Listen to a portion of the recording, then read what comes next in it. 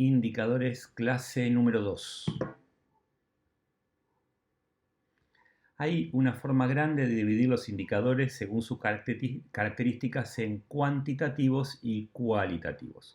Los cuantitativos claramente tienen una respuesta numérica y responden a las preguntas ¿cuántos?, ¿con qué frecuencia?, ¿en qué proporción?, ¿cuánto? Y los indicadores cualitativos tienen también una respuesta que puede ser numérica o en algún otro tipo de catálogo o grupo ordinal, y responden a la pregunta ¿cómo se siente?, ¿cómo se percibe?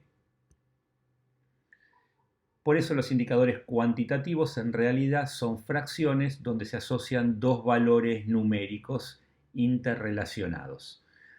Pueden ser tanto razones como proporciones como tasas. Ahora lo vamos a explicar.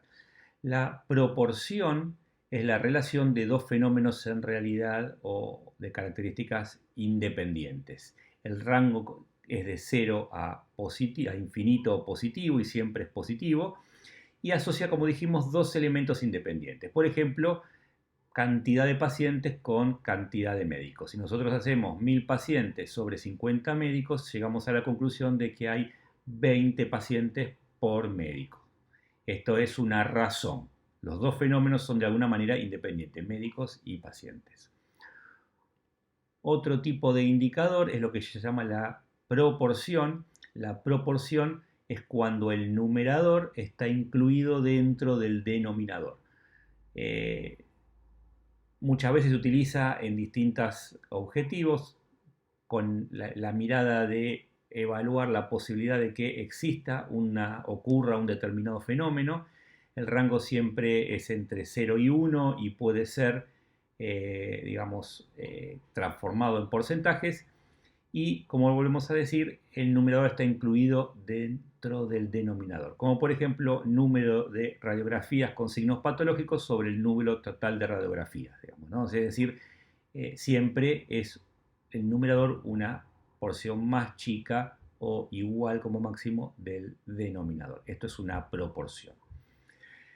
En algunos casos, cuando nosotros tomamos esta última opción, una proporción, y queremos medir un determinado grupo, se puede armar lo que se llama una tasa, en la cual, al igual que en la proporción, el numerador está contenido dentro del denominador, y esta tasa se utiliza bastante en epidemiología para evaluar un fenómeno, para evaluar dos puntos de información en los cuales tomamos una población, por ejemplo, expuesta a una determinada noxa, y nosotros queremos saber cuántos desarrollaron la enfermedad en esa población sometida a una noxa. Entonces ahí estamos estableciendo una tasa, la tasa de incidencia, la tasa de prevalencias, eventualmente asociadas a características específicas como el tiempo en el cual aparece esta nueva tasa, ¿no?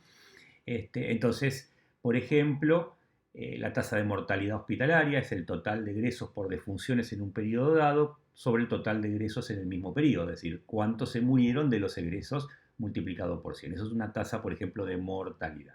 También se utiliza para determinar tasas de distintos tipos de enfermedades en una población en la cual obviamente está expuesta a esta noxa. Esta es otra variante, digamos, de la proporción, pero con características específicas. Entonces, si nosotros viéramos algunos valores cuantitativos bastante estándares para que se los grafiquen, sería, por ejemplo, un indicador podría ser el retorno a urgencias en 72 horas, que la fórmula sería pacientes que retornan al servicio de urgencias en un intervalo de 72 horas de hecha la consulta sobre pacientes atendidos en el servicio de urgencia totales multiplicado por 100.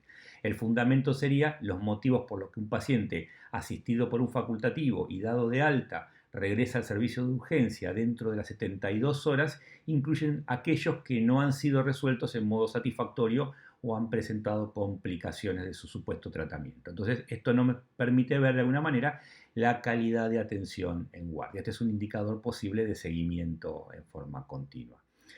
Los cirujanos cardiovasculares y cardiólogos han desarrollado indicadores específicos con respecto a enfermedades cardiovasculares que requieren consultas en guardia, como por ejemplo el tiempo puerta electrocardiograma en el síndrome coronario, donde un paciente con síndrome coronario agudo y tiempo de electrocardiograma inferior o igual a 10 minutos se puede medir sobre los pacientes atendidos en servicio de urgencia con diagnóstico de síndrome coronario y que se realizó el ESG multiplicado por 100. Esto quiere decir cuántos de estos pacientes que se les realizó electrocardiograma fueron, una vez que ingresaron con síndrome coronario agudo, fueron hechos en menos de 10 minutos con respecto al total. La fundamentación son que las complicaciones precoces del síndrome coronario agudo pueden revestir gravedad. Cuanto más temprana sea la detección de las mismas, mayores serán las posibilidades de una terapia eficaz. Por eso, el tiempo en la detección de la enfermedad coronaria a través del electrocardiograma es un elemento importante a medir a través de este indicador. Esto permite hacer un diagnóstico temprano, pero también se puede evaluar resultados del tratamiento temprano. Entonces, por ejemplo, existen otros indicadores relacionados con la aplicación de terapia fibrinolítica en los pacientes con IAM establecido dentro de los 30 minutos de llegada al hospital. Esto siempre son tiempos puerta, se llama tiempos de ingreso a partir del paciente ingresa a la guardia. Los valores tomados son en los pacientes con IAM con elevación del ST, con tiempo de arribo hasta la fibrinolisis que es menor a 30 minutos versus el paciente, digamos, dados de alta con IAM con elevación del segmento ST que hayan recibido terapia fibrinolítica. Es decir, de los que recibieron terapia fibrinolítica, cuántos fueron en menos de 30 minutos llevado a porcentaje. Esto también obviamente tiene que ver con la velocidad de tratamiento. Y la misma situación ocurre con las angioplastias. Entonces hay índices relacionados con el infarto agudo de miocardio, con elevación del ST, con tiempo de llegada al hospital versus, digamos, la angioplastia menor a 90 minutos sobre los pacientes que tuvieron un infarto agudo de miocardio con elevación del ST con realización de angioplastia. Es parecido al anterior, pero establece como tratamiento la angioplastia en lugar de la fibrinolisis y evalúa cuán rápido nosotros colocamos al paciente en el tratamiento adecuado. Ven cómo diagnóstico y tratamiento puede ser evaluado en índices específicos que no solamente nos miden el tratamiento, sino la calidad con la cual nosotros en un sistema de urgencia podemos desarrollar, digamos, esta práctica, ¿no? Y hacer las modificaciones pertinentes.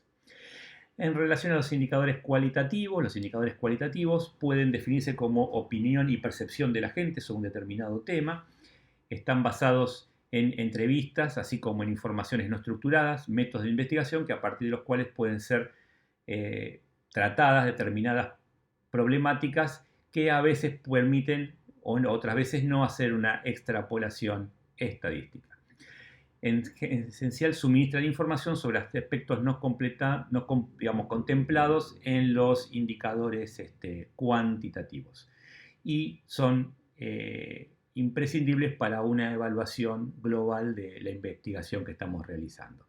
Recordemos siempre que si nosotros queremos evaluar calidad, que es un elemento muy difícil de medir, un elemento que se ha definido en distintos trabajos de maneras diferentes, qué es lo que compone la calidad, uno podría, digamos, de alguna manera decir, bueno, la calidad está compuesta por 3 elementos, o sea, un primer elemento que es la calidad técnica, es hacer las cosas en forma correcta, pero también existe una otra modalidad que es la calidad percibida, digamos, tanto por el paciente o usuario del sistema de salud o del servicio o del profesional tratante versus la percepción de calidad que tiene el propio profesional, es decir, una calidad percibida interna y otra externa sería.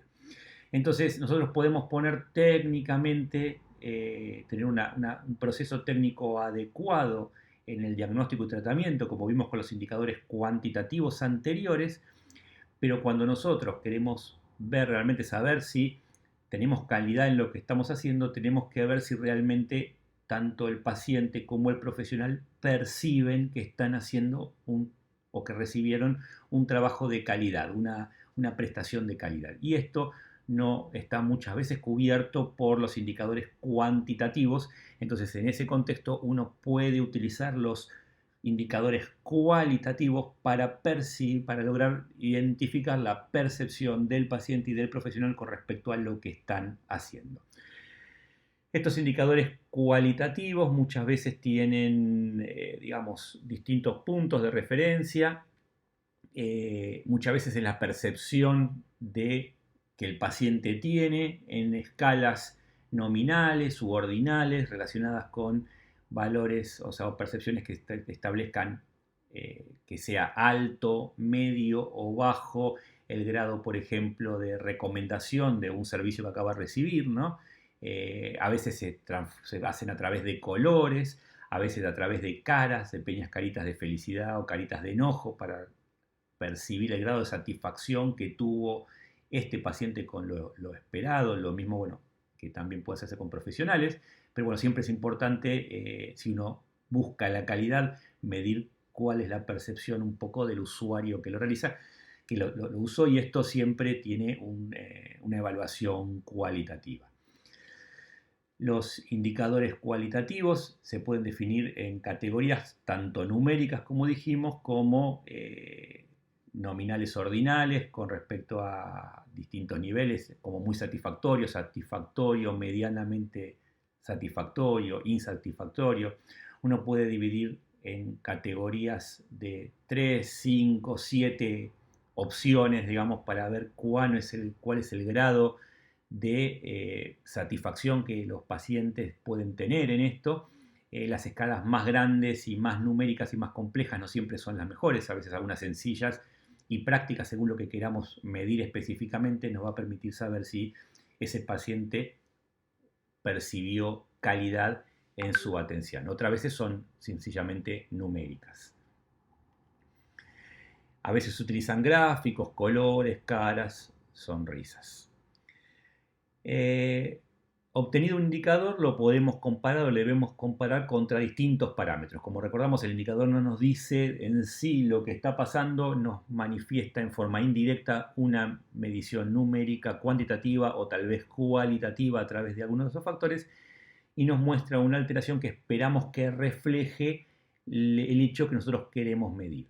Entonces tenemos que compararlo contra distintos parámetros para evaluarlo, como por ejemplo el desempeño en años anteriores. Esto se llama desempeño histórico, es decir, cuánto era el valor que nosotros veníamos teniendo en los últimos años.